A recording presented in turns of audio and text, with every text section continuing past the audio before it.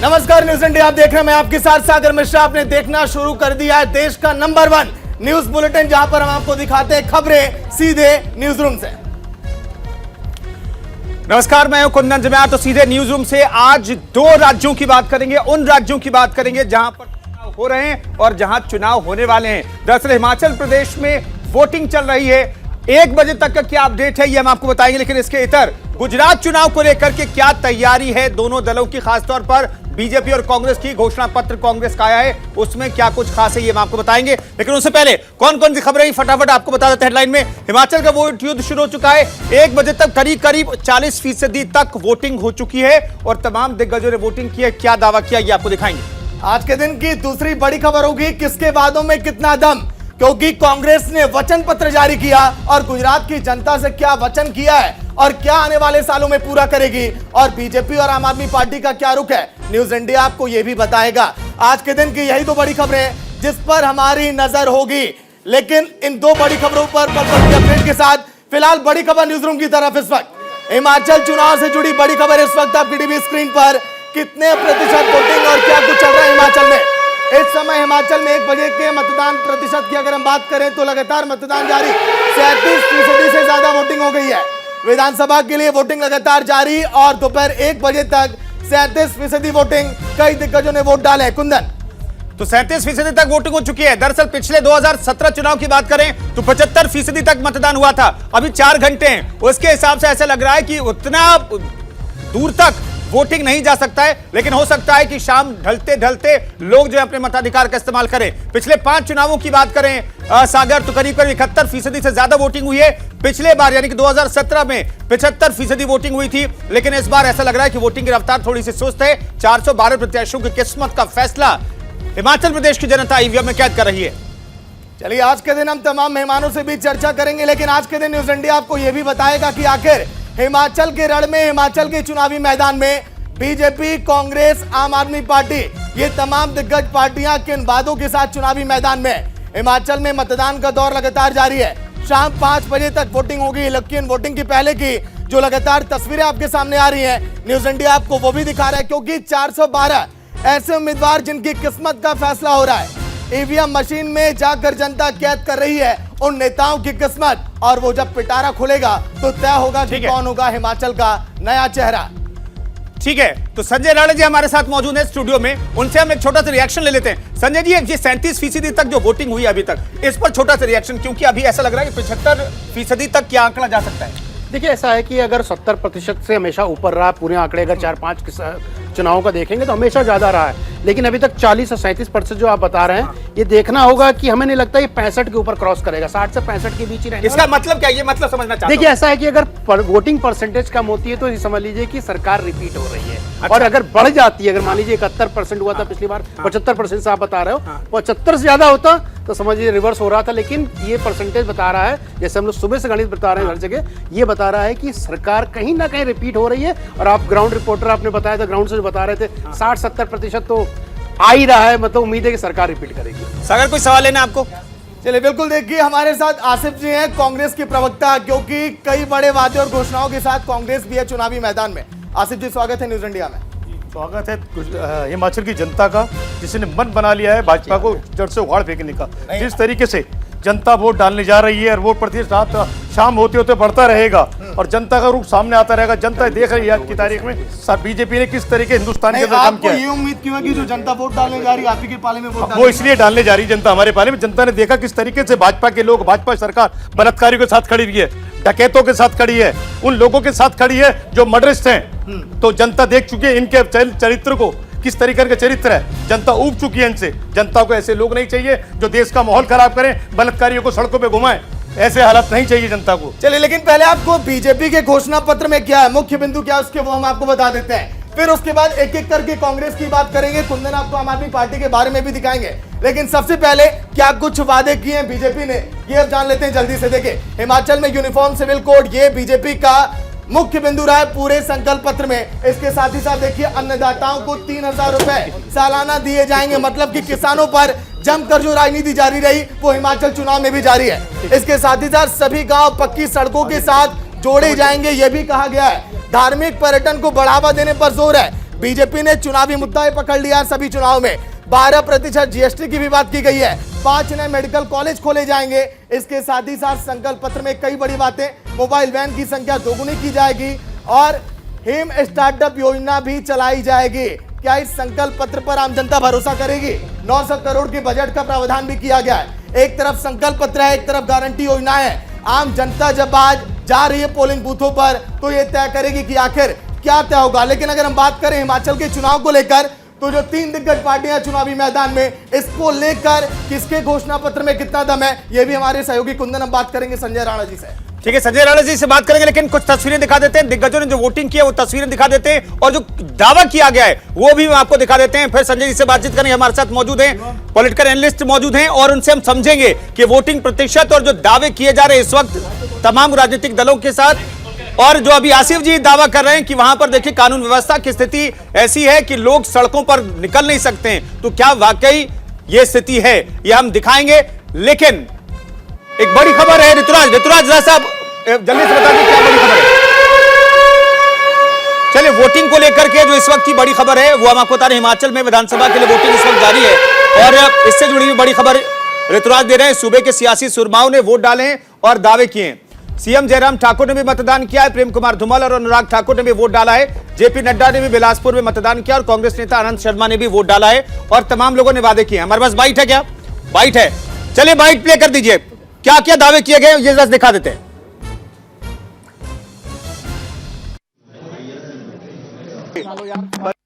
परिवार के साथ प्रयोग करने का मौका मिला और प्रजातंत्र के इस त्योहार में अपने आप को जोड़ने का मौका मिला। चुनाव का तो मैं सुबह से ही जिस तरीके का वातावरण देख रहा हूं और यहां भी आया तो जो मैंने वातावरण देखा, मुझे लगता है कि एक तरीके का उत्साह लोगों के मन में है और वो उत्साह सही दिशा से सही बात को लेकर के है और मुझे लगता है कि मैं इस उत्साह में अपने आप को भी शामिल करता हूं। उत्तराखंड, उत्तर प्रदेश, मणिपुर, गोवा सब में फिर हमारी सरकारें बनी तो अब की बार भी बनेगी। हिमाचल प्रदेश और गुजरात में भी होगा, क्योंकि सुशासन, विकास और जन कल्याण के बहुत काम हुए हैं। देखिए, 10 साल केंद्र में कांग्रेस की सरकार रही, 10 साल राज्य में कांग्रेस की सरकारें रही। वापस करने वाले भी ओपीएस को यही थे, एनपीएस को लागू करने वाले भी कांग्रेस पार्टी ही थी। ये चाहते तो पहले भी कर लेते, इन्होंने ना कहीं किया है। इनको झूठे वादे करने की आदत है। मैं हूँ बिल्कुल, चुनाव लड़ा रहा हूँ, चुनाव लड़ नहीं रहा हूँ, लड़ा रहा हूँ। रिवायत हम तोड़ते आए पहले, हमेशा पहले गठबंधन में सरकारें बनाते थे, विशुद्ध भारतीय जनता पार्टी सरकार बनाई, इस बार रिपीट करेंगे। यहाँ भर्ती भी हुई, अग्निवीर की भर्ती, पहली भर्ती यही हुई है और हजारों नौजवानों ने उसमें भाग लिया है, सैकड़ों उसमें सिलेक्ट भी हुए, स्वीकार किया लोगों ने स्कीम को। रिवाज नहीं बदलेगा, सरकार बदलेगी, परिवर्तन होगा निश्चित रूप में। लोगों ने मन बनाया हुआ है। मैं पूरे राज्य में गया हूं और लोगों के जोश से, उत्साह से, उनकी आंखों में उम्मीद देख सकता हूं। ये राज्य सरकार के खिलाफ पिछले 5 साल में जो कोताही हुई, जो वायदा खिलाफी हुई, उसके खिलाफ मत पड़ेगा। हिमाचल के सारे वासी बहुत उत्साहित है आज वोट डालने के लिए। सभी जाकर अपना अपना मतदान करेंगे और हिमाचल प्रदेश में नई सरकार बनाने के लिए सहयोग देंगे। मैं कह सकता हूं निश्चित तौर पर कांग्रेस की सरकार बनेगी, इसमें कोई दो राय रही नहीं है। मैं तो जब से मेरे से आप इंटरव्यू पूछते, मैं स्पष्ट तौर पर कह देना चाहता हूं, कांग्रेस की पूर्ण बहुमत की सरकार बनेगी और इसमें कोई दो राय नहीं है। क्योंकि जिस प्रकार लोग परेशान है इस सरकार से, चाहे महंगाई से परेशान है, चाहे युवा बेरोजगारी से परेशान है, रोजगार के अवसर बंद हो चुके हैं, महिलाओं के अधिकार की बात है, व्यापारी वर्ग परेशान है। कौन सा ऐसा वर्ग नहीं है जो परेशान नहीं है? जब परेशान जनता होती है तो अधिक से अधिक संख्या में मतदान होता है। लेकिन इस बार का हिमाचल चुनाव इसी पर है कि रिवाज बदलेगा या रिवाज दोहराया जाएगा। हमारे साथ पॉलिटिकल एक्सपर्ट संजय जी भी हैं। 6 बार मुख्यमंत्री बने हिमाचल के, 5 बार तो ठाकुर ही रहे। इस बार क्या कुछ बदलेगा क्या? देखिए ऐसा है कि ठाकुर रहे हैं और ठाकुर ही रहेंगे, बिकॉज वहाँ पे अगर वोट परसेंटेज देखेंगे ठाकुर बहुल इलाका 60% 65% ठाकुर है, तो आप मत सोचिए कि कोई और आ सकता है। चांसेस ज्यादा है कि ठाकुर आए, लेकिन ऐसा नहीं होता है। आप हरियाणा देखेंगे जाट बहुल है, लेकिन कोई और बनिया बन गया, तो कुछ भी हो सकता है राजनीति में, लेकिन ठाकुर बहुल है, ठाकुर के चांसेस ज्यादा। ठाकुर के नाम की भी चर्चाएं चल रही थी। मुझे ऐसा लग रहा है कि हो सकता है अनुराग ठाकुर साहब चीफ मिनिस्टर भी बन सकते हैं, संभावना बहुत ज्यादा है। हालांकि अंदर की बात भी आपको पता नहीं, है। मुझे पता नहीं है, लेकिन मुझे संभावना है। देखिए राजनीति क्या होता है, संभावनाओं का खेल है, तो संभावना के हिसाब से ऐसा लग रहा है कि अनुराग ठाकुर जिस हिसाब से मेहनत कर रहे हैं, जिस हिसाब से काम कर रहे हैं, इसका जवाब जो है शुभेंदु अवस्थी दे सकते हैं। शुभेंदु जी हमारे साथ जुड़ गए हैं। शुभेंदु साहब, इसका जवाब है क्या? क्योंकि इस बार जो है आप मुख्यमंत्री के चेहरे पर चुनाव नहीं लड़ रहे, उनकी उपलब्धियां जरूर गिना रहे हैं, उन पर बातचीत जरूर कर रहे हैं, लेकिन ऐसा लग रहा है कि आपने प्रधानमंत्री के चेहरे पर ज्यादा चुनाव लड़ा है, तो ऐसा हो सकता है क्या? कुंदन जी देखिए, हम अपने काम पर चुनाव लड़ते हैं और उस चुनाव में हमारा मुखौटा, हमारा चेहरा हमारे राष्ट्रीय नेता लोग होते हैं। नड्डा जी हैं, मोदी जी हैं, अमित शाह जी हैं, और राज्य के काम हैं, उसमें मुख्यमंत्री का भी नाम होता है, और सबका प्रयास के बाद ही ये सब चीजें बनती हैं। तो इसमें ये कहना, और जब हम सरकार बनाएंगे तो संगठन तय करेगा कि कौन मुख्यमंत्री बनेगा, कौन क्या नहीं, ये हो सकता है कि नहीं, मैं सिर्फ इतना जानना चाहता हूँ। ठीक है, सारी बातें बता समझा दी आपने। राजनीति में क्या नहीं हो सकता कुंदन भाई? ठीक है, मतलब कि जयराम जी को थोड़ा सोच के चलना पड़ेगा आगे। शुभेंदु जी, ऐसा सोचने की बात नहीं है, संगठन है। आपने देखो उत्तराखंड में हम लोगों ने सीएम को चेंज किया, गुजरात में सीएम चेंज हुए, और संगठन की पार्टी है और अनुशासित रहती है, तो ऐसा कोई दिक्कत नहीं है हमारे यहाँ, जैसा कांग्रेस में और बाकी पार्टियों में होता है। तो जो भी होगा ये संगठन तय करेगा, हम और आपके तय करने से कुछ होना नहीं है। चलिए ठीक है शुभेंदु जी, अब कांग्रेस से सवाल होगा, कांग्रेस का घोषणा पत्र दिखाते हुए। ठीक, कांग्रेस के प्रवक्ता हमारे साथ मौजूद। सर आप आ जाइए हमारे साथ, जरा सा आपका जो घोषणा पत्र है आपकी पार्टी का वो दिखा देते हैं, फिर आपसे सवाल और जवाब का दौर शुरू करेंगे। तो घोषणा पत्र में क्या है? पुरानी पेंशन नीति। सर आप आ जाइए, यहाँ खड़े हो जाइए जरा सा। आपके घोषणा पत्र आपने जो बहुत मेहनत के साथ आपने तैयार किया वो जरा दिखा देते हैं। पुरानी पेंशन नीति जो पहला पॉइंट है, 10 पॉइंट को अगर हम देखें तो पुरानी पेंशन बहाली को लेकर के ये वादा किया गया है पहली कैबिनेट में, इसको लेकर के 5 लाख बेरोजगारों को रोजगार देंगे, महिलाओं को हर महीने 500 रुपए का भत्ता दिया जाएगा। एक तरीके से बहुत सारे ऐसी घोषणाएं हैं जिसका जिक्र इसमें किया गया। लेकिन मैं जानना चाहता हूं पेंशन नीति को लेकर के तो बहुत सारे सवाल होते रहे। 2004 में से खत्म किया गया, इसमें कहा जाता है कि आप लोगों का भी रोल था, बाद में सरकार ने एनडीए सरकार ने इसे लागू करवाया। मैं जानना चाहता हूं पुरानी पेंशन नीति क्या ऐसी पॉलिसी है जिससे आपको लगता है कि आप सत्ता में आ सकते हैं? पुरानी पॉलिसी जो है उसके ऊपर वहाँ की जनता, वहाँ के कर्मचारी सभी परेशान हैं, सभी लोग हड़ताल कर रहे हैं। सरकार ने धोखे में रखा, पहले हम करेंगे लागू, जब सत्ता में आ गए तो उन्होंने बोलना छोड़। हमारी पहली प्राथमिकता होगी कि सरकार बनने के अंदर 8 दिन के अंदर पहली कैबिनेट मीटिंग में पेंशन नीति लागू की जाए। हम इस पे हर तरीके से सक्षम है कि हम इसे लागू करेंगे। जो काश्तकार हैं उन्हें आपने कहा है कि भाई फल के जो दाम है वो तय करेंगे, ये व्यवहारिक है क्या? व्यवहारिक बिल्कुल है।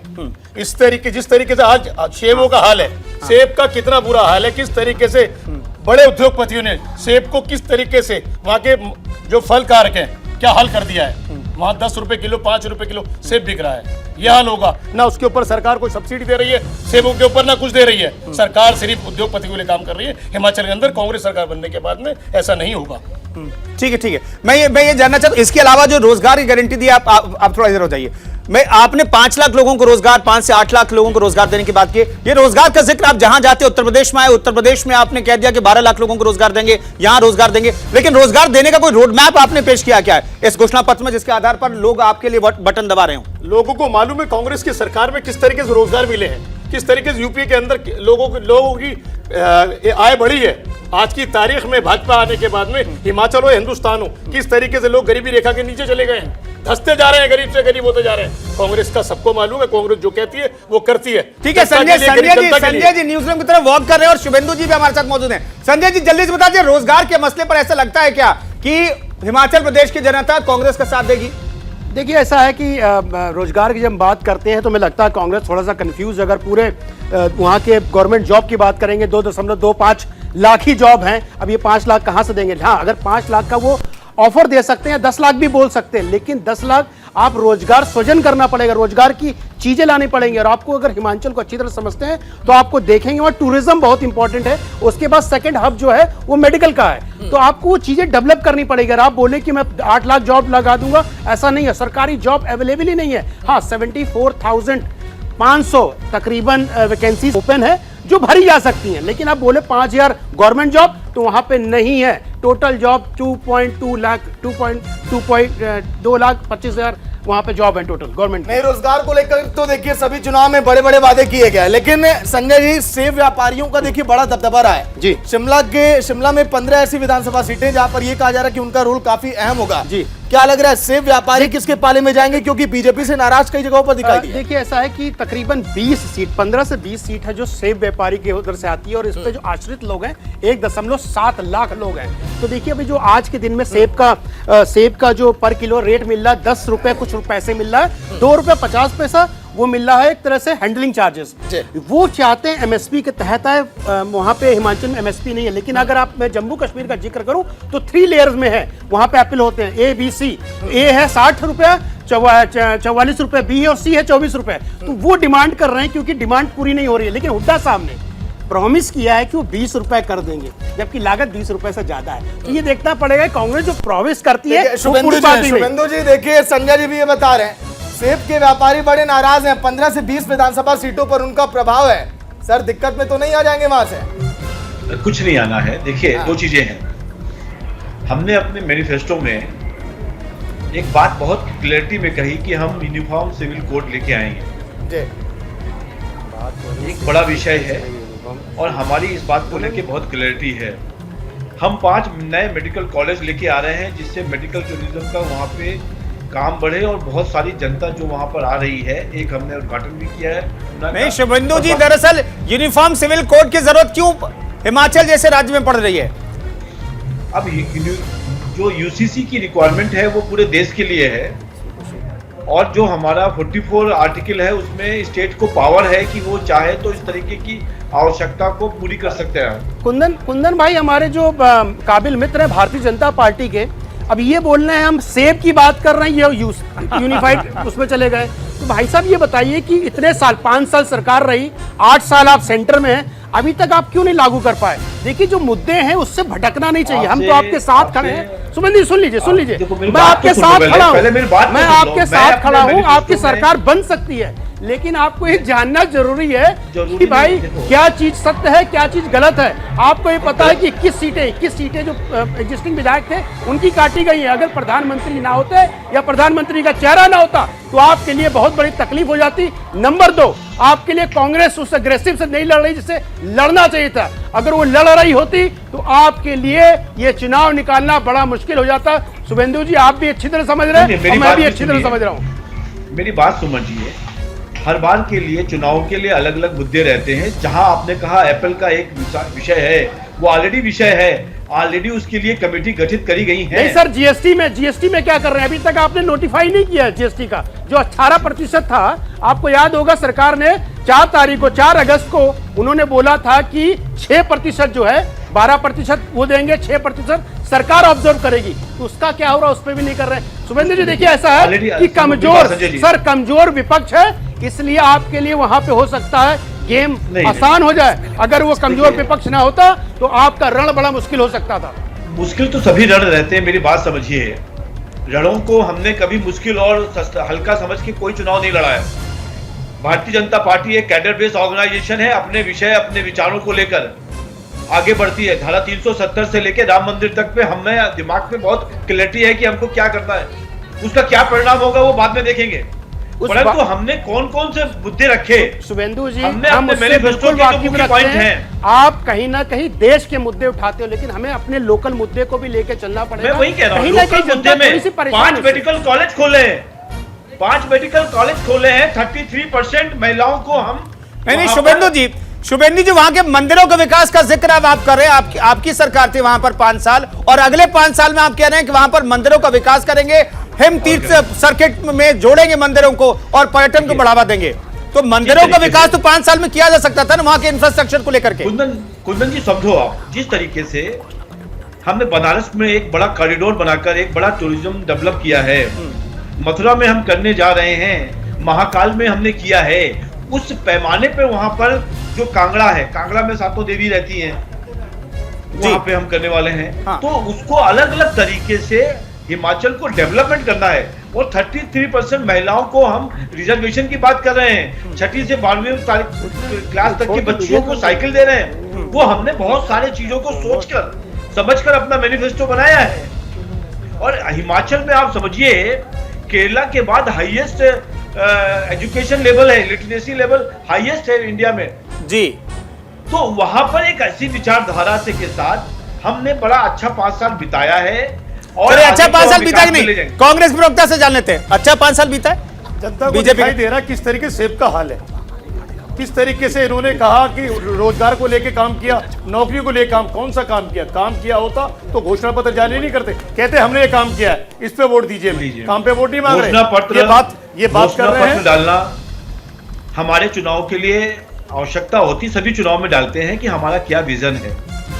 और आप समझिए आपके समय पर पूरे देश में 3 किलोमीटर रोड भी पर नहीं शुभेंदु जी, ये कांग्रेस के प्रवक्ता ये कह रहे हैं कि साहब घोषणा पत्र के पैरेलल जो है आप उपलब्धियों का जो पत्र एक जारी कर देते, श्वेत पत्र जारी कर देते तो ज्यादा बेहतर होता। ये कांग्रेस के प्रवक्ता कह रहे हैं। अरे उनको तो पढ़ना भी नहीं समझ में आएगा। वो अभी शायद आपको हिमाचल में जाके कांग्रेस सिविल कोर्ट जा रहा है, बाकी चीज आपको नजर नहीं आ रही है। क्योंकि आपके राज्य में यही समझ में आती है कि धर्मांतरण किस तरीके से किया जाए। आप इसमें बात करेंगे, इससे भाजपा के लोग थर्ड प्लेयर की बात तरीके से बात करेंगे, बेरोजगारी की किस तरीके से बात करेंगे, महंगाई की क्या बोलेंगे अवस्थी जी, महंगाई पे महंगाई के क्या हालत है देश के अंदर, हिमाचल के अंदर, उसमें आपका मुंह बंद हो जाएगा। थर्ड प्लेयर महिलाओं का आपका आशीष जी, शुभेंदु जी, मैं आपको मौका दूंगा। जरा सा थर्ड प्लेयर की बात कर लेते हैं, उसके बाद चर्चा पाएंगे। जरा सा सागर, थर्ड प्लेयर तो त्रिकोणीय मुकाबला हिमाचल में बन गया है। थर्ड प्लेयर की बात कर लीजिए जल्दी से। बीजेपी दोनों को डरना चाहिए क्योंकि आम आदमी पार्टी भी चुनावी मैदान में और गेम चेंजर हो सकती है। क्यों संजय जी? देखिए ऐसा है कि आम आदमी पार्टी के बारे में अगर मुझसे मेरा राय पूछेंगे तो ना 3 में है ना 13 में है, तो वहां पे तो कहीं है ही नहीं है। और आम आदमी पार्टी जिस हिसाब से सुगेफा छोड़ रही थी, उत्तर प्रदेश हो गया, चाहे आप देख लीजिए आपका उत्तराखंड हो गया, तो उन्होंने कहानियां बहुत बनाई थी। आइए यहाँ एक बार घोषणा पत्र पे एक बार चर्चा कर लेते हैं। पहले देखिए आम आदमी पार्टी की गारंटी में क्या क्या है। नई इजाजत के लिए सिंगल विंडो, भ्रष्टाचार खत्म करने का संकल्प है जो दिल्ली में भी किया था, पंजाब में भी किया था। हर ग्राम पंचायत को 5 साल में 10 लाख रुपए देने का वादा भी है। इसके साथ ही साथ पंचायत अध्यक्षों को 10,000 रुपए महीना वेतन भी है। वहीं बात करें बुजुर्गों को मुफ्त तीर्थ यात्रा हर जगह चल रहा है। संजय जी, आजकल तो स्कीम चल रही है। देखिए किसानों को एमएसपी के साथ ही मंडियां खोलने का भी वादा है। किसानों पर चुनाव। आइए एक बार जल्दी से बात कर लेते हैं स्टूडियो में। कुंदन आइएगा आप भी। देखिए संजय राणा भी हैं और यहाँ पर कांग्रेस के भी प्रवक्ता हैं। और शुभेंदु जी हमारे साथ जुड़े हुए हैं। ठीक है, मैं शुभेंदु साहब, ठीक है, आप लोगों की वजह से जो सत्येंद्र जैन साहब जेल में हैं, आप लोगों की वजह से, इस वजह से उनका जो चुनावी अभियान था ठंडे पड़ गया। और आम आदमी पार्टी के नेता भी मानते हैं कि साहब सत्येंद्र जैन की गिरफ्तारी हुई और हमारा चुनावी अभियान जो हिमाचल में स्लो हो गया। ऐसा है क्या? इसमें ये कहूंगा जो लोग गारंटी दे रहे हैं वो खुद वारंट में हैं। अभी इसमें क्या कहूं मैं, वो कह रहे हैं भ्रष्टाचार की गारंटी देते हैं कि भ्रष्टाचार नहीं होगा, हम कह रहे हैं उल्टा कर रहे हो आप। भ्रष्टाचार की गारंटी दे रहे हो कि जगह जगह जहां जहां मौका मिलेगा वहां करेंगे। क्या इन भ्रष्टाचारियों को भाजपा ज्वाइन करा दी जाए, फिर ये बेहतर हो जाएंगे आपकी मशीन में धुल के? जैसे और भ्रष्टाचारी जिनके ऊपर ब्लेम लगाते थे आप, वो सब सही हो गए। अवस्थी जी, आप क्या भेज दिया जाए सबको? फिर क्या बोलेंगे इनके बारे में आप? नहीं कुछ बोलेंगे भ्रष्टाचारी के बारे में? जब आपके पास जाता है भ्रष्टाचार आप बोल जाते हैं तरीके से, कुछ याद नहीं रहता आपको। नहीं, दूसरी बात केजरीवाल जी, मैं शुभेंदु जी स्कीम पे बोलूंगा मैं। शुभेंदु जी आपने नहीं कुंदन, देखिए दोनों पार्टियों ने पंजाब में भ्रष्टाचार का राग अलापा था, आम आदमी पार्टी ने दोनों को चित कर दिया था।